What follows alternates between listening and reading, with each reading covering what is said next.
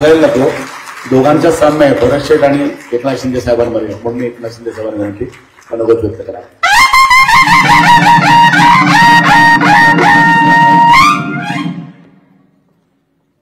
छत्रपती शिवाजी महाराज की जय. भवानी. धर्मवीर संभाजी महाराज की. आज ज्यांनी देशाला संविधान दिलं त्या महामानव डॉक्टर बाबासाहेब आंबेडकर यांच्या पदस्पर्शाने पावन झालेली ही महाडची भूमी. मी बाबासाहेबांना देखील विनम्र अभिवादन करतो. आज महाड येथे दिवाणी न्यायालयाच्या नवीन इमारतीच्या बांधकामाचा भूमिपूजन समारंभ या ठिकाणी संपन्न झाला आणि या भूमिपूजनाचा कार्यक्रम सर्वोच्च न्यायालयाचे न्यायमूर्ती आणि महाराष्ट्राचे सगळ्यांचे आवडते भूषण गवई साहेबांच्या शुभ हस्ते झालाय. मी त्यांचं मनापासून स्वागत करतो. राज्याचे मुख्यमंत्री लोकप्रिय मुख्यमंत्री देवेंद्र फडणवीस साहेब आहेत. हे देखील स्वतः कायद्याचे पदवीधर आहेत आणि आपल्या 18 महिन्याची जी काही मागणी वर्षभरात आणण्याचं काम त्यांच्या मार्गदर्शनाखाली आम्ही नक्की करू. कारण शेवटी कामाचा धडाका आपण 2.5 वर्षात मागच्या पाहिला. आमची टीम काम करत होती आणि आताही तोच वेग या ठिकाणी कायम राहणार आहे. या ठिकाणी आपले मुंबई उच्च न्यायालयाचे मुख्य न्यायमूर्ती आलोक आराध्य साहेब आहेत. त्यांचेही मनापासून स्वागत करतो. खरं म्हणजे भूषण गवई साहेबांकडे बघितल्यानंतर एक एवढा सर्वोच्च न्यायालयामध्ये न्यायमूर्ती म्हणून पद भूषवत असताना अगदी सामान्य सर्वसाधारणपणा, एक विनम्रता, एक शालीनता त्यांच्या वागण्यातून बोलण्यातून दिसते.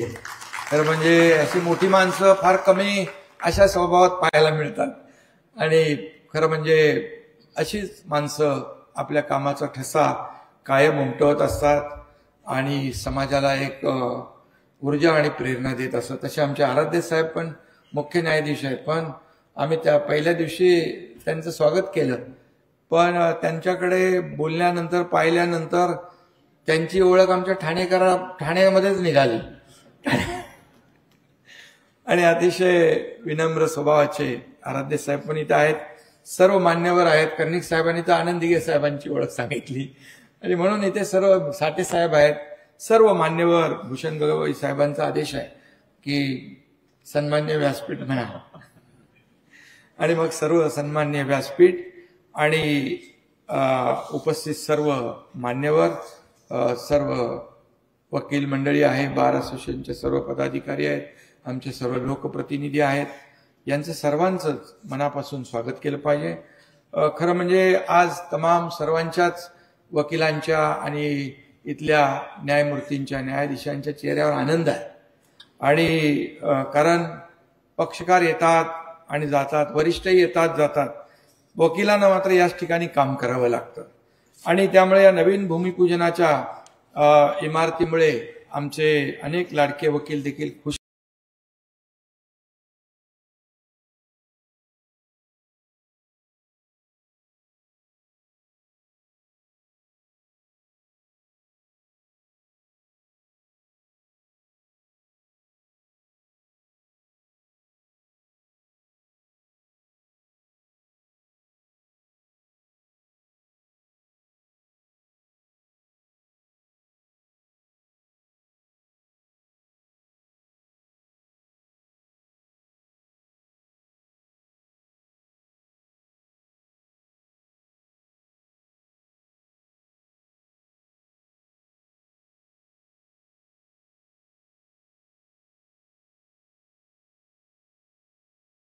कारण मोठी काम करायची तिला दिलेली आहे.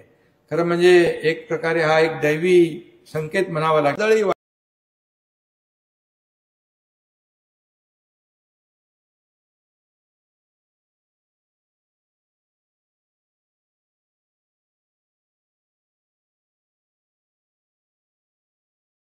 आणि सगळीकडे म्हणजे आपण पाहतो की अतिशय कंजेस्टेड जागेमध्ये ते कोर्ट चालत होतं आणि जागा देखील अपुरी पडत होती.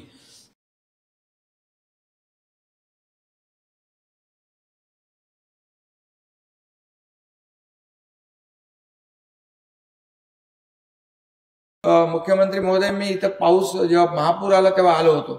बरेचसे होते, सगळे होते आणि ते कोर्टाचे सगळे कागद भिजले होते, सगळा चिखल होता आणि सगळं म्हणजे शेवटी कागद हेच महत्वाचे असतात कोर्टाचे.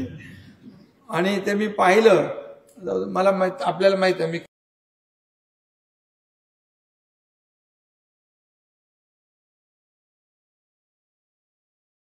कामाची माझी पद्धत बघतो करतो वगैरे नाही, मी लगेच ते पटापट जे आवश्यक होतं ते मदत आणि सहकार्य केलं. पूर्ण सगळी टीम मुंबई पासून ठाण्यापासून सगळ्या गाड्या मशिनरी सगळं एवढा चिखल झाला होता सगळीकडे.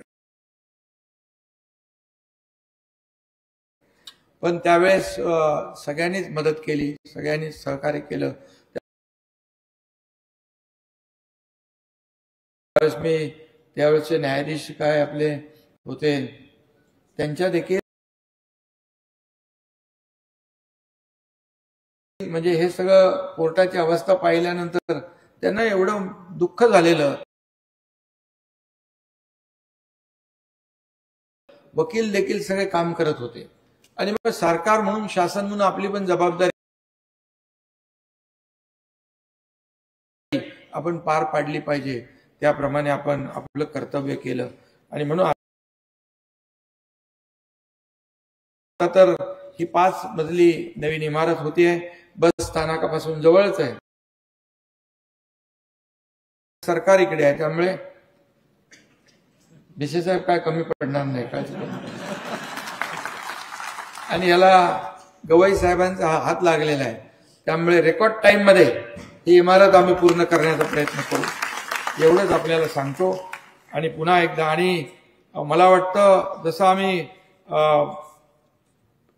प्रकल्प पुढे नेले, कल्याणकारी योजना केल्या, त्या वेगाने केल्या, तसेच गवई साहेब आम्ही कोर्टाची देखील कामं तेवढ्याच वेगाने केली.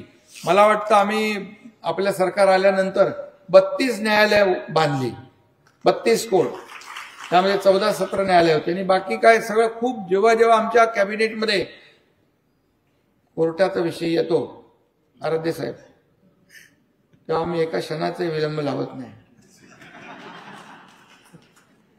कारण मुख्यमंत्र्यांकडे तो विधी व न्याय विभाग आहे आणि तातडीने आम्ही ह्या सगळ्या गोष्टी करत असतो. त्यामुळे आपल्याला मी एवढं सांगतो, खूप काय केलंय त्याच्यामध्ये मी जात नाहीये.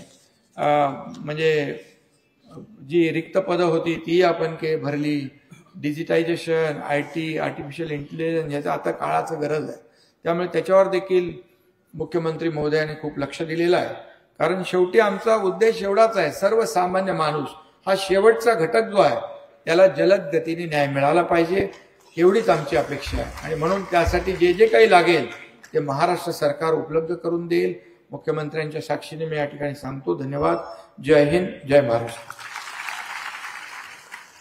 माणसाचं मोठेपण त्याचे वेगळेपणात असतं, त्याची एक सुणूक आहे. आता एकनाथ शिंदे साहेबांनी सांगितलं. खरं तर प्रस्तावित कार्यक्रमाप्रमाणे आता या ठिकाणी सीएम